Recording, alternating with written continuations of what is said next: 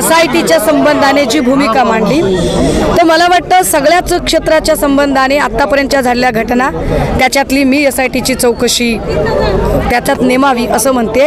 आणि सगळ्यात महत्त्वाचं, महिला अत्याचाराच्या ज्या घटनांचं प्रचंड प्रमाण वाढलेलं आहे, महिलांच्या हॅरेसमेंटचं प्रमाण वाढलेलं आहे, यावर सरकारने श्वेतपत्रिका द्यावी। मी देवेंद्रजींना पुन्हा एकदा मागणी करते अत्यंत विनम्रतेने की महिला अत्याचाराच्या संबंधाने त्यांनी व्हाईट पेपर सादर करावा।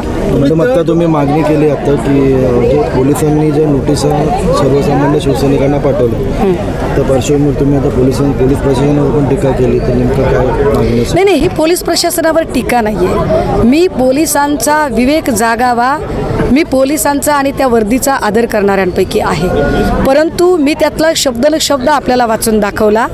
त्या नोटिशीची भाषाच इतकी हास्यास्पद आहे की हे जाणीवपूर्वक शिवसैनिकांचं खच्चीकरण करणे आणि एक दहशतीचं वातावरण त्यांच्यात तयार करणे, अशा पद्धतीने जर कोणी नोटिसा देत असेल तर निश्चितपणे त्याचं उत्तर दिलं पाहिजे, कारण माझ्या शिवसैनिकांना नाउमेद न होऊ देणं ही माझी जबाबदारी आहे।